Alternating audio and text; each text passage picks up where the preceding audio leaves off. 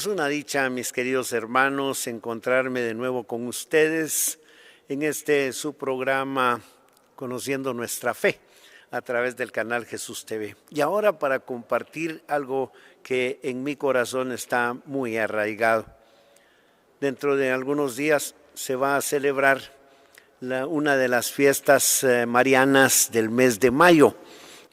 El mes de mayo en general es dedicado a recordar a nuestra Santísima Madre, la Virgen María, pero hay algunas advocaciones específicas que se celebran en este mes, como por ejemplo Nuestra Señora de Fátima, que fue celebrada el 13 de mayo, y ahora el 24 de mayo se celebrará la fiesta de María Auxilio de los Cristianos, o María Auxiliadora, como familiarmente nosotros la conocemos. Yo tengo motivos muy fuertes para tener una devoción especial a María Auxiliadora, especialmente dos. Una, soy exalumno salesiano. Tengo la dicha de pertenecer a la promoción 16 del Colegio Salesiano Don Bosco, y entonces lógicamente con los padres salesianos aprendí a tener una especial devoción a María Auxiliadora.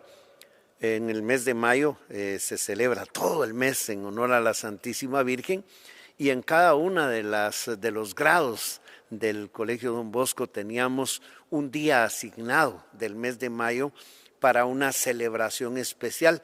Le llamábamos la flor de cada uno de los grados, y la flor de los exalumnos es precisamente el 24 de mayo, que es la fiesta principal de Nuestra Señora.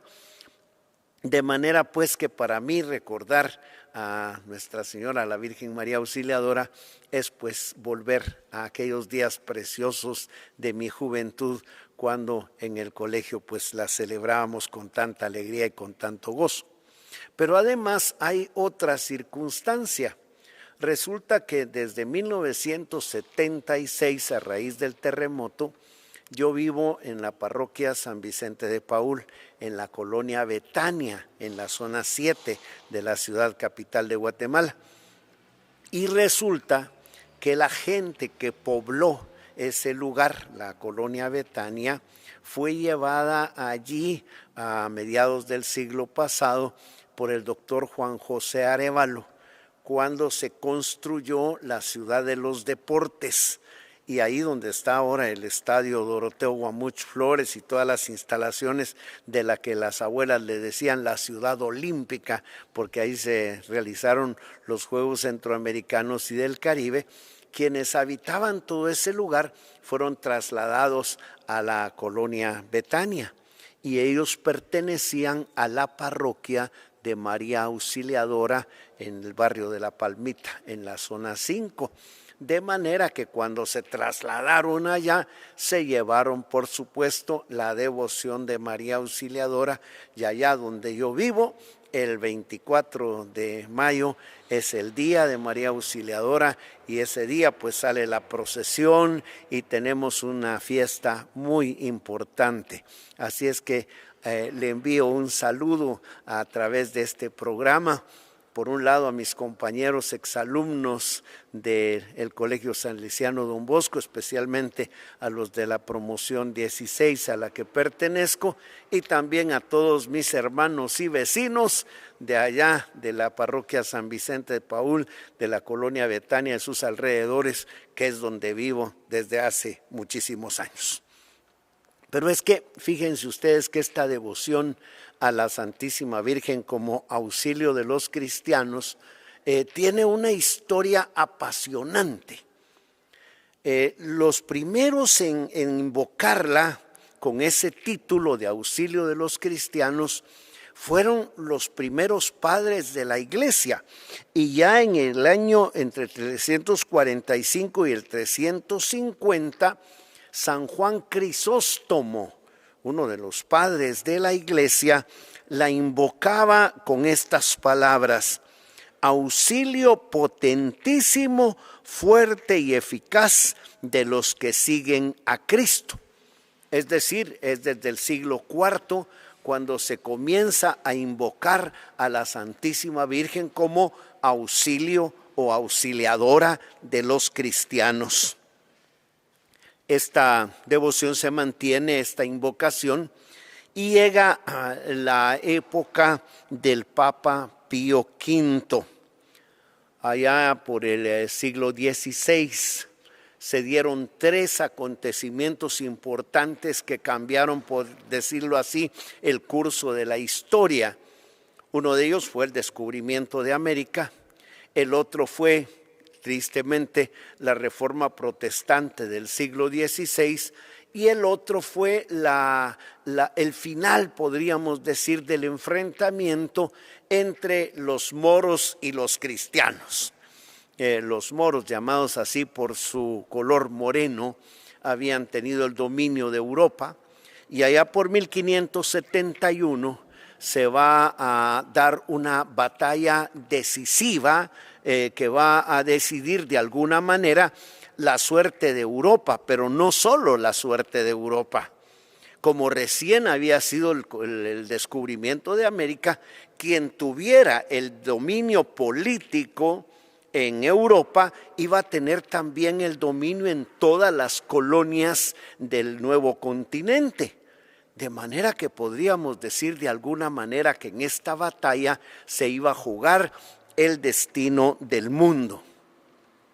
Se formó una liga cristiana, o sea, se unieron esta liga llamada la Liga Santa, que estaba encabezada por España y estaba integrada por los estados pontificios, donde el Papa era el soberano, la República de Venecia, la Orden de Malta, la República de Génova y el Ducado de Saboya. Y ellos pues formaron lo que se llamó la Armada Cristiana para enfrentarse al mando de don Juan de Austria, hermano del emperador Carlos V, para enfrentarse en el Golfo de Lepanto a la armada turca al mando de Ali Bajá. Como les digo, en esta batalla tan tremenda se iba a decidir el destino de Europa, y entonces el Papa San Pío V, fraile dominico, le pidió a toda la cristiandad que rezaran el Santo Rosario como para pedirle a la Santísima Virgen su intercesión por la victoria de las armas cristianas. La batalla de Lepanto se da en octubre de 1871 y ahí pues vencen las fuerzas cristianas. Al año siguiente, en el aniversario de la victoria, el Papa San Pío V instituye la fiesta de Nuestra Señora de las Victorias, que con el tiempo se llamará después la fiesta del Santo Rosario, pero además agrega a las letanías lauretanas, esas invocaciones a la Santísima Virgen que se rezan y que se agregan popularmente al Santo Rosario, donde se ponen todos los títulos que la Iglesia le reconoce de manera oficial a la Santísima Virgen, pues el Papa San Pío V ordena que se incluya en las letanías lauretanas la invocación en latín, Auxilium Christianorum ora pro nobis, es decir, auxilio de los cristianos, ruega por nosotros. Es decir, pues que más o menos desde esta época, desde finales del siglo XVI, esta invocación oficial se da dentro de las letanías lauretanas. Dando un paso más en la historia, llega la época del famoso Napoleón Bonaparte, aquel general francés que conquistó prácticamente Europa. Se le considera uno de los más grandes estrategas que ha habido en la historia. Logra formar un ejército increíble y sus conquistas se extienden a varios continentes. Es conocida aquella anécdota que cuenta que al pie de las pirámides de Egipto, el emperador Napoleón le dice a sus soldados, 40 siglos os contemplan. Y este hombre logra la conquista de Europa y bueno, pues se enorgullece, se envanece y llega al grado de exigirle al Papa, en este caso el Papa Pío VII, que era lógicamente el soberano de la ciudad de los estados pontificios en ese entonces, exigirle que le declarara la guerra a otros estados europeos que no estaban de acuerdo con Napoleón. El Papa Pío VII le da como respuesta decirle: yo soy el padre de todos los cristianos y por lo tanto no puedo declararle la guerra a los que son mis hijos. Y entonces se niega a declararle la guerra a otros estados en nombre de Napoleón, poniéndose a favor de él. La respuesta de aquel hombre orgulloso que se sentía tan poderoso fue decirle: si usted no puede declararle la guerra a otros países, yo sí se la puedo declarar a usted. Y entonces Napoleón invade los estados pontificios y toma prisionero al Papa Pío VII y lo lleva a Francia, en el castillo de Fontainebleau, donde ahí permanece el Papa prisionero por varios años.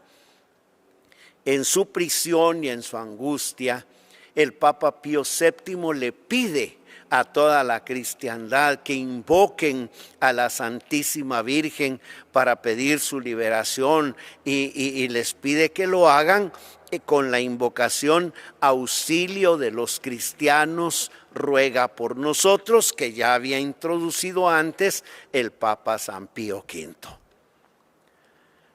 Napoleón, en su orgullo, llegó a decir un día que su ejército era tan poderoso que ni Dios lo podía vencer. Emprendió la expedición en contra de Rusia y fíjense ustedes que fue derrotado. Y no fue derrotado por los ejércitos rusos.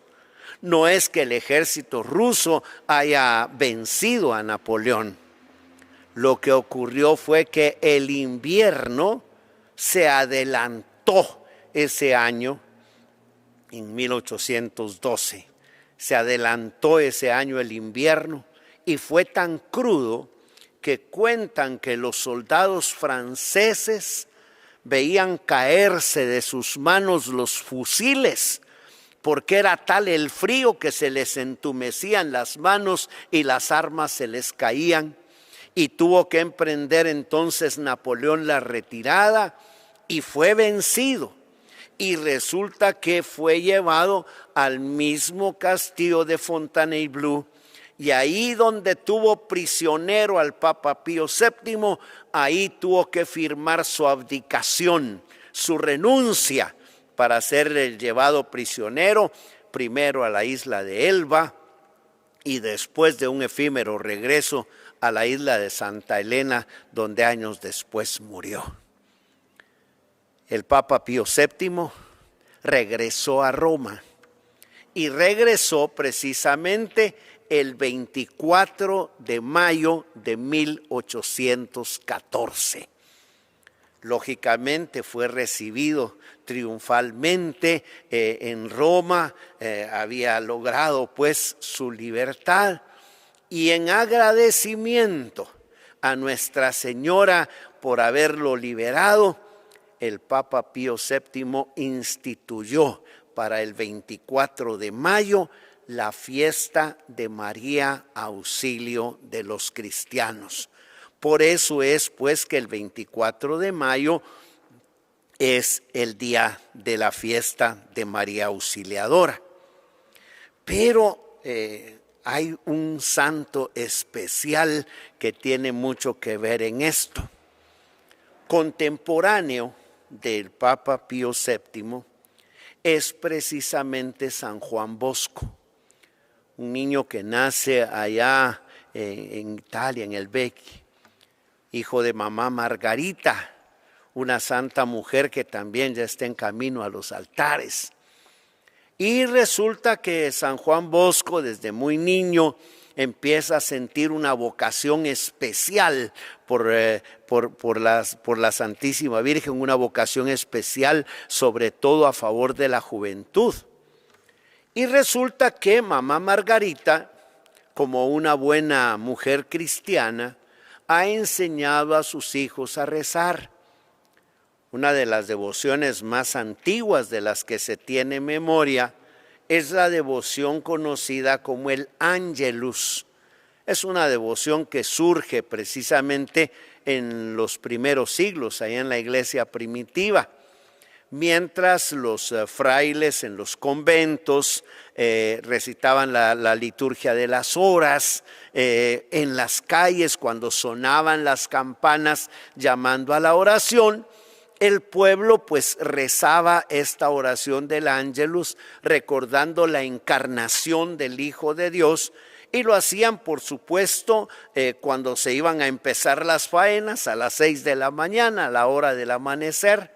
Luego cuando se suspendía el trabajo al mediodía para tomar un momento de descanso, y por último a las 6 de la tarde cuando entraba ya la noche. Yo me recuerdo de esto me marcó de una manera especial. Mi abuelita Ana Vázquez de Monzón, ella pues hacía dulces, y me recuerdo que con su canasto en la cabeza iba pues a repartir sus entregos, como ella decía, y muchas veces nosotros, sus nietos, la acompañábamos. En aquel entonces era costumbre que a las 6 de la mañana, a las 12 del día y a las 6 de la tarde sonaban las campanas, precisamente para invitar a la oración.